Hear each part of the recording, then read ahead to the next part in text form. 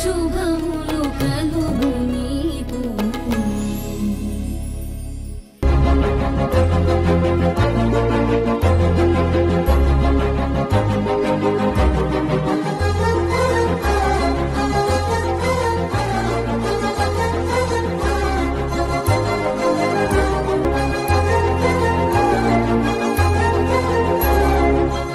చెరి బాబు, ఇదిగో ఈ చట్నీ తీసుకోనా?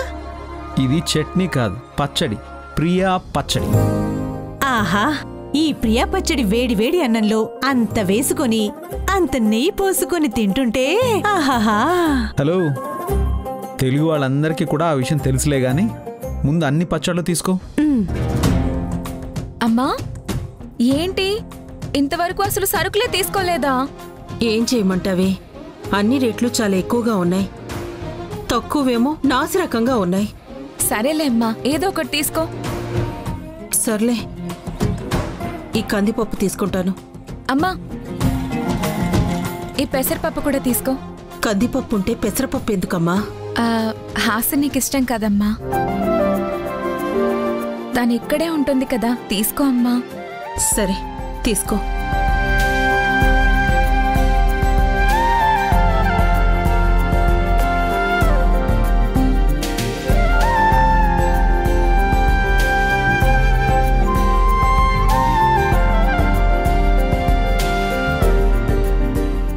అమ్మా, ఈ సోప్ తీసుకో. అదెందుకమ్మా? ఎవరు వాడతారు? హాసిని అక్కడికి వెళ్ళిన దగ్గర నుంచి ఈ సబ్బే వాడుతుందంటమ్మా.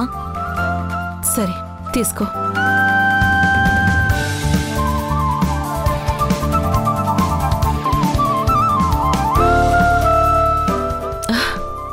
ఏంటి వసుంధర, ఎలా ఉన్నావు? బాగున్నాను కృష్ణమ్మ. మీ అమ్మాయి పెళ్ళి ఈ నెలో వచ్చే నెలో అన్నావు కదా? అవును, ఈ నెలే, వారం రోజులే ఉంది. వారవా? అదేంటి, నాకు తెలీదే. ఇంకా శుభలేఖలు పంపడం మొదలు పెట్టలేదా? మొదలు పెట్టకేం, ఇప్పటికే ఊరంతా పనిచేశాం. పనిచేశారా? మరి నాకు రాలేదు. నీకు ఇవ్వట్లేదు కృష్ణమ్మ. ఇవ్వట్లేదా? ఏ, ఎందుకు? ముందు నీకు ఇద్దామనే అనుకున్నాము, కానీ నీ చిన్న కూతురు హాసిని ఈ మధ్య మొగుడిని వదిలేసి నీ దగ్గరకు వచ్చేసిందంట కదా.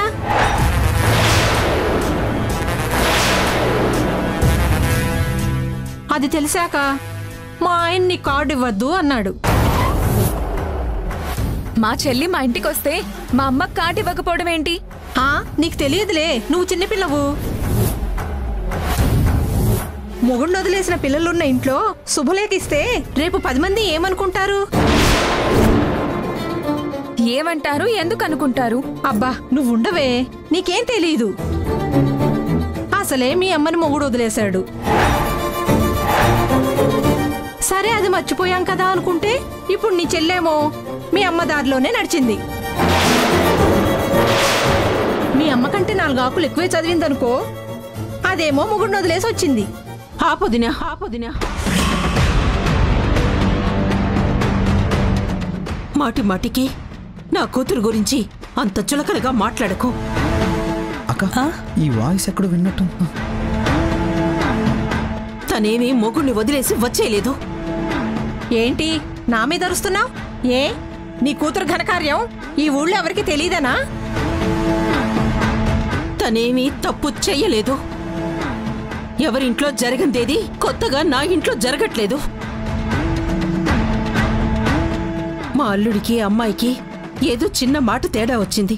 చిన్నపిల్ల కాబట్టి కోపంతో అలిగి ఇంటికొచ్చింది. ఏ, అందరిళ్లలోనూ కూతుళ్ళు మొగుళ్ళ మీద అలిగి పుట్టింటికి రావట్లేదా? వచ్చిన వాళ్ళు జీవితాంతం పుట్టింట్లోనే ఉండిపోతున్నారా? 4 రోజులయ్యాక కోపాలు తగ్గి అత్తారిళ్ళకి వెళ్ళట్లేదా? అలాగా? మొగుడిని వదిలేసిన కూతురు ఇంట్లో ఉండగా నీకు శుభలేఖ ఇమ్మంటావా?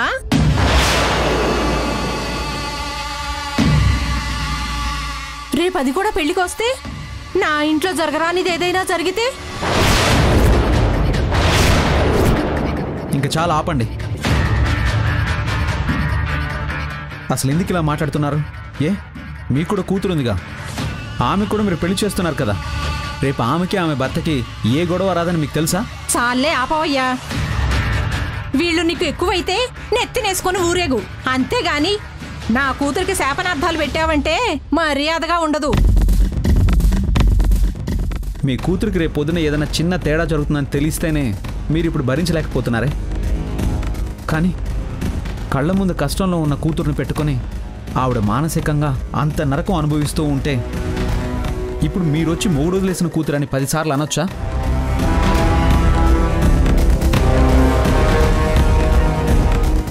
హాసిని విక్కీ వదిలేసాడని మీకేమైనా వచ్చి చెప్పాడా? లేదంటే కోర్టులో ఏమైనా విడాకులు తీసుకున్నారా? మీరు ఇలా మాట్లాడి వీళ్ళని ఇంత బాధ పెడుతున్నారు. రేపు హాసిని అత్తారింటికి వెళ్ళిపోయాక మీరొచ్చి ఈవిడ కాళ్ళు పట్టుకుని మీరన్న మాటలకు క్షమాపణ చెప్తారా? మేమెందుకు చెప్పాలి? మరి అలాంటప్పుడు ఎందుకు అంటున్నారు? జరిగిన దాంట్లో వీళ్ళ తప్పు లేదు. అసలు తప్పే చేయని వీళ్ళని ఇన్ని మాటలనే హక్కు మీకు లేదు. చాలే ఆపవయ్యా. నువ్వేదో పెద్ద శుద్ధపూసలా మాకు నీతులు చెప్తున్నావా? ఏ ఆ మధ్య నువ్వు వీళ్ళ పెద్దమ్మాయి వారాహితో కలిసి వెలగపెట్టిన ఘనకార్యాలు మాకు తెలీదనుకుంటున్నావా? చూడండి, మీరు మరీ కిందకి దిగజారిపోయి మాట్లాడుతున్నారు. మీరు కూడా మనుషులేనన్న విషయం గుర్తుపెట్టుకోండి. ఎదుటి వాళ్ళని నోటికొచ్చినట్టు మాట్లాడకండి. వారాహి గారికి నాకు మధ్య ఏమీ జరగలేదని తర్వాత ప్రూవ్ అయిన విషయం కూడా మీకు తెలుసు. ఏమైందోలే, నిప్పు లేకుండా పొగొస్తుందా ఏంటి? ఏమి జరగకుండా ఫోటో వస్తుందా? ఇదిగో చూడండి, మీరు ఇంకొక మాట మాట్లాడారంటే ఈ కృష్ణమ్మలో దుర్గమ్మని చూస్తారు. నేను నా చేతికి పని చెప్పకముందే మర్యాదగా ఇక్కడి నుంచి పోండి. వెళ్తాంలే. ఇదేమి నీ మాజీ మొగుడు షాప్ కాదు కదా. అన్నట్టు మర్చిపోయాను, నీకు ఇంకో విషయం చెప్తున్నాను విను. ఇందాక అన్నాడుగా ఇతగాడు, నీ కూతురికి విక్కీకి విడాకులేమైనా అయ్యాయా అని. అవును, అవ్వబోతున్నాయి.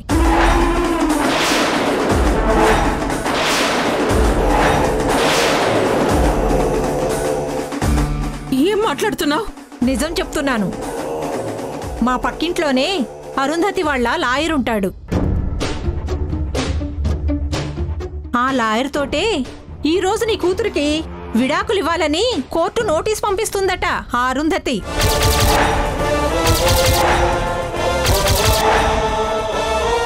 ఇందాకటి నుంచి ఓ తెగ గింజుకుంటున్నారుగా హాసిని మొగుడు వదిలేశాడా అని. ఇప్పుడు ఆ కోర్టు నోటీస్ వచ్చాక అప్పుడు అది పట్టుకొని ఊరేగండి అందరూ. పదొదినా.